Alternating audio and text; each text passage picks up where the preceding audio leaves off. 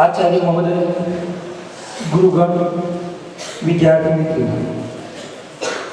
ગીતા જયંતિના પવિત્ર દિવસે હું શ્રીમદ ભગવદ્ ગીતા અને શિક્ષણના અનુબંધ વિશે થોડો પ્રકાશ પાડવાનો પ્રયત્ન કરીશ. પાર્થાય પ્રતિબોધિતા ભગવતા નારાયણ સ્વયં વ્યાસેન ગ્રંથિતા પુરાણ મુનિના મધ્ય મહાભારત. સદીઓ પૂર્વે ભારત વર્ષમાં જ્ઞાન ક્રાંતિ થઈ ગઈ. ઋગ્વેદના ઋષિએ જ્ઞાનનો મહિમા ગાતા કહ્યું, પ્રજ્ઞાનમ બ્રહ્મ, અર્થાત જ્ઞાન એટલે જ બ્રહ્મ. ત્યારબાદ બીજી જ્ઞાન ક્રાંતિ થઈ, શ્રી કૃષ્ણ દ્વારા થઈ. અને તેમણે ભગવાન શ્રી કૃષ્ણે શ્રીમદ ભગવદ્ ગીતામાં કહ્યું, નહીં જ્ઞાનેન સદસ્યમ પવિત્રમહી વિદ્યતે, અર્થાત આ લોકમાં જ્ઞાનથી વધારે પવિત્ર બીજું કાંઈ જ નથી. કારણ કે જ્ઞાન માણસને જીવન જીવવાની દ્રષ્ટિ આપે છે. ગીતા કર્તવ્ય વિમુખ બનેલા વ્યક્તિને પુનઃ કર્તવ્યમાં પ્રવૃત્ત કરવા માંગે છે.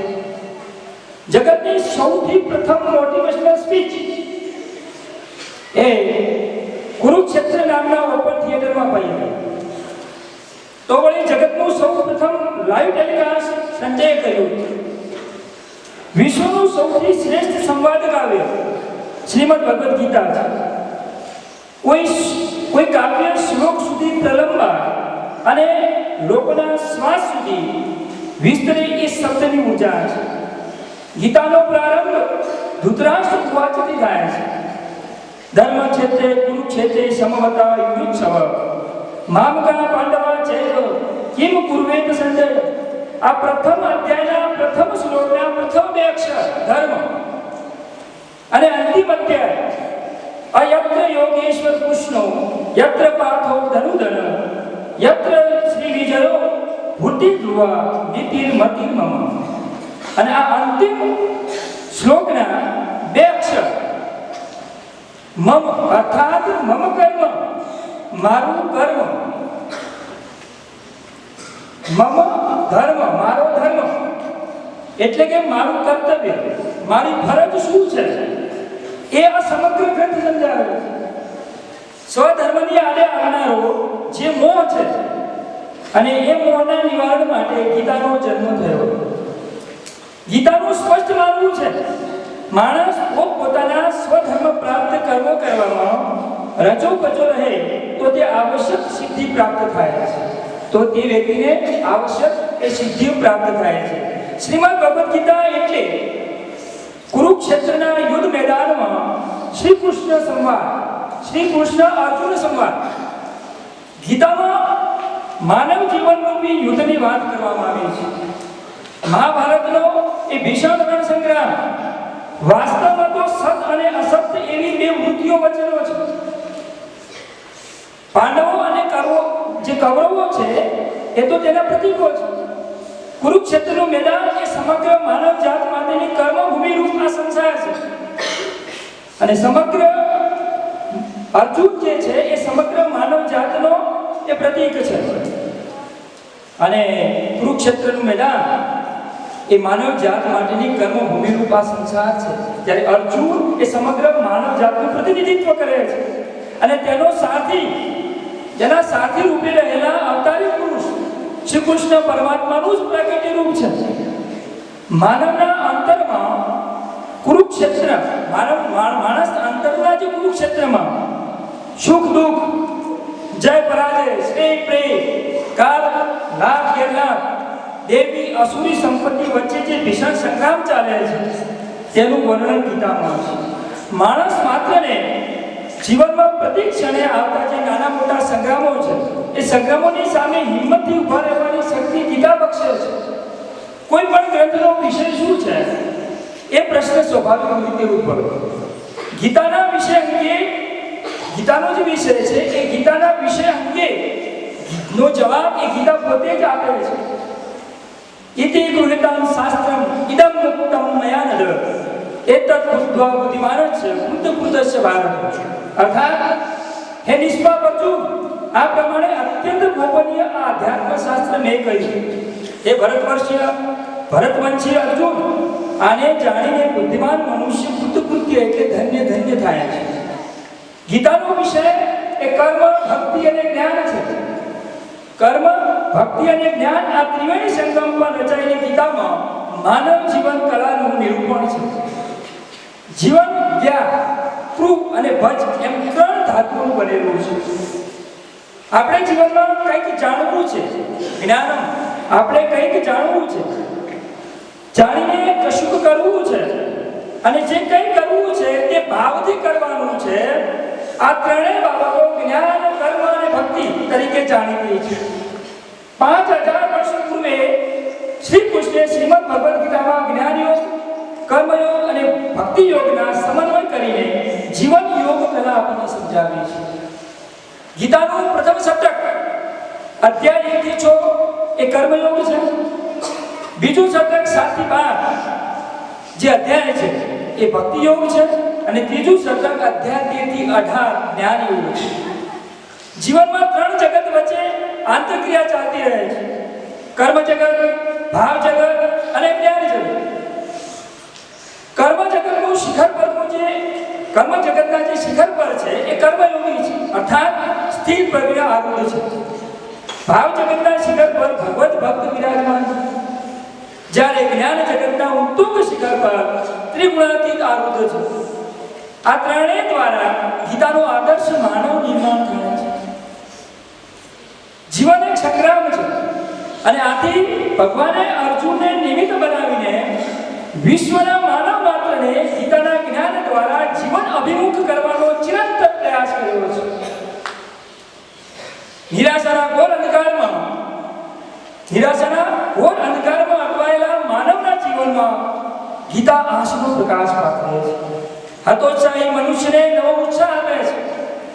ભગવાન મારી જોડે છે આ ભાવ પેદા કરે છે. ગીતામાં સર્વ ધર્મ સમભાત નહીં, પણ સર્વ ધર્મ સ્વીકાર છે.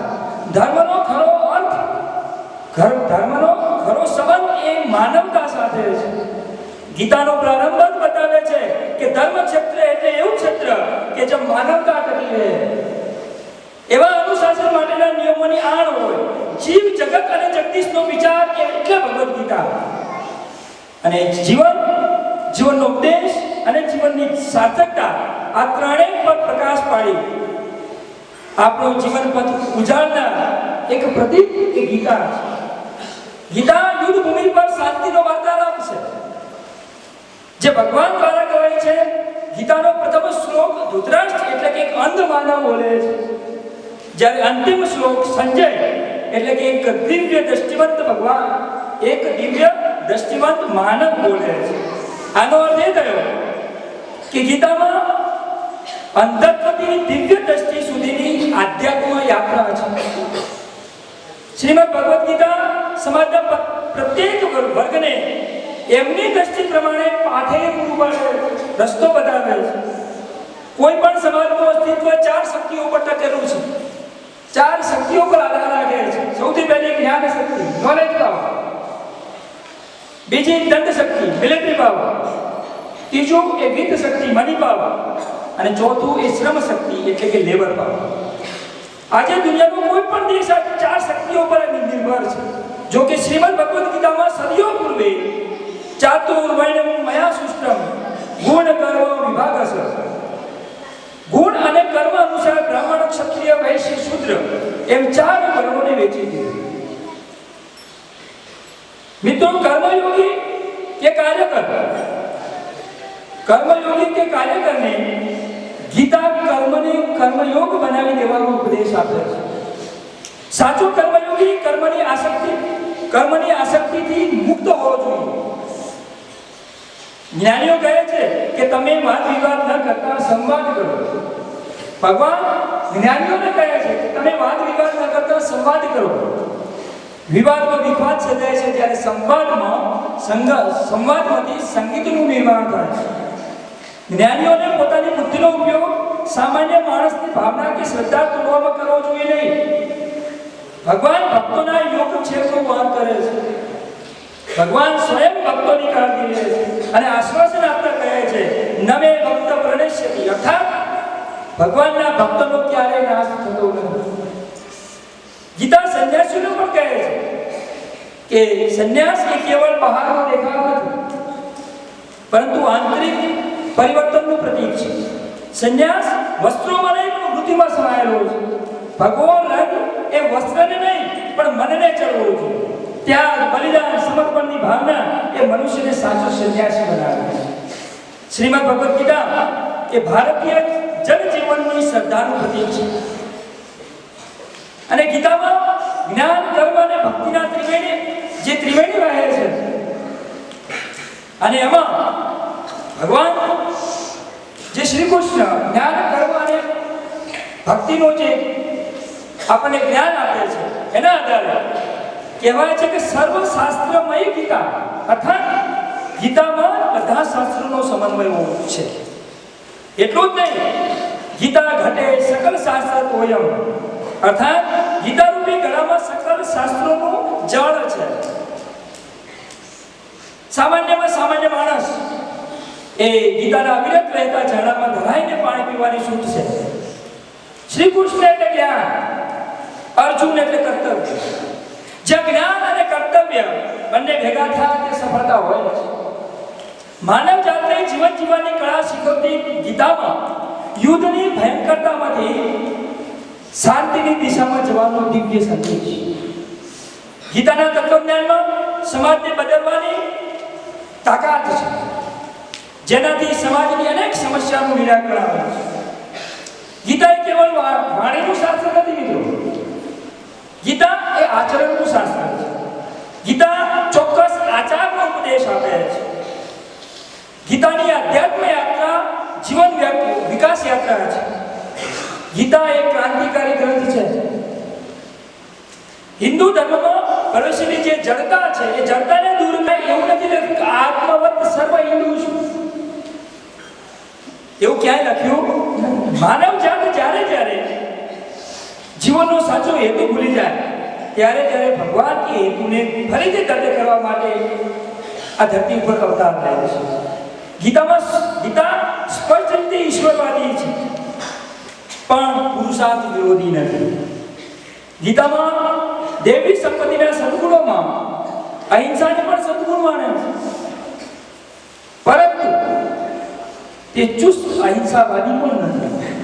જરૂર જણાય એટલે કે હિંસા, પાપાચાર, અન્યાય, અધર્મ વગેરે દુષણોને અટકાવવા માટે હિંસાનો સાધન તરીકે ગીતા સ્વીકાર પણ કરે છે. ગીતા કોરા પ્રારબ્ધવાદમાં નથી માનતી, પણ કર્તવ્યવાદને માનનારી છે. નસીબમાં હશે થશે એવું માનીને બેસી રહેવાનું ક્યારેય ગીતા શીખવતી નથી. અને આ સંપૂર્ણ જ્ઞાન આપ્યા પછી પણ ભગવાન શ્રી કૃષ્ણ નર રૂપી જે પ્રતીક અર્જુનને શું કહે છે, તને યોગ્ય લાગે કેટલી બધી શું. ત્યારે અર્જુન શું કહે છે, કરીશ એ વચન હતો. આવા વૈશ્વિક ગ્રંથ વિશે છેલ્લો એટલો જ કહીશ, માનવતાની આશા ગીતા, વિશ્વ બંધુત્વની ભાષા ગીતા, વિશ્વ શાંતિની વ્યાખ્યા ગીતા. બસ અસ્તુ જય જય.